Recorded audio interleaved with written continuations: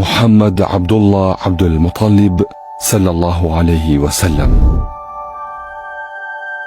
لهوزی قڕیشە ڕۆژی دووشەممە 12 ڕەبیع الأول 53 ساڵ پێش ساڵی کۆچی بەرامبەر بە 22 چواری 570 زاینی لە شاری مەکەی وڵاتی سعودیە لەدایک بووە. دایکی ناوی ئامینەی کچی وەهەبە. پێشەوەی لەدایک بێت باوکی کۆچی دوایی کردووە.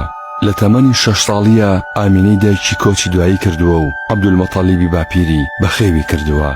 لە تەمەنی 25 ساڵیە هاوسەرگیری لەگەڵ خات و خەدیجەی کچی خۆیلت کردووە کە تەمەنی 40 ساڵ بووە. 3 کوڕی هەبوو بە ناوەکانی قاسم، عەبدوڵڵا، ئیبراهیم کە هەر بە مناڵی هەرسێکیان کۆچی دواییان کردووە.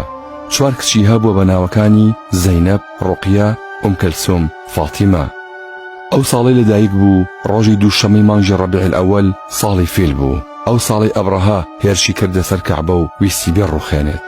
لە بەرەبەیانێکی زوودا ئەو کاتەی ئاسمان بە تەمێکی سپیدا پۆشرا بوو پرشنگی ڕووناکی لە دوورترین شوێنی ناوچەکە ئەبینرا. محەممەد صلی الله عليه وسلم لەدایک بوو.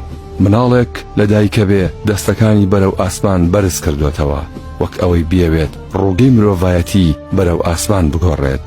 لە تەمەنی 40 ساڵیە لە ئەشکەوتی حەڕا لە مەککە خوای گەورە بە فریشتەیەکە کە ناوی جوبرائیلە پەیامی بۆ ناردووە و بووەتە دووهەمین پێغەمبەر درود و سەلامی خوایان لەسەر بێت.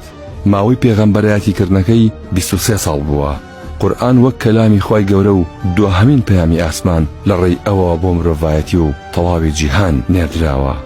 چەند تایبەتمەندی و موعجیزەیەکی پێغەمبەری پێشەوامان محەممەد صلی الله عليه وسلم بەویستی خوددا توانیوێتی پشتەوەی خۆی ببینێت. سێبەری نەبووە، هەرگیز مێش و مەگەز بە خۆی و خواردنیەوە نەنیشتۆتەوە.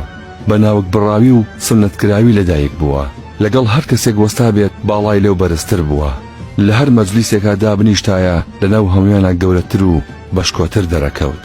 لەگەڵ هەر کەس ڕاوەستایە ڕوخساری لەو جوانتر بوو. هیچ پاڵەوان و زۆرانبازێک نەیانتوانیوە پشتی بدەن لە زەوی.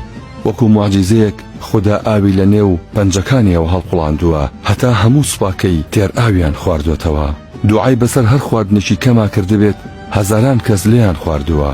ئەو شەوەی حەزرەت لەدایکە بێت 14 پارچە لە تاقی کیسرا لەتەبن.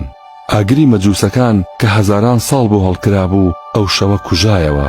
هەر ئەو شەوە هەندێک لە بتەکانی ناو کەعبە وەک ئەوەی بوومەلەرزەیەک ڕوویدا بێ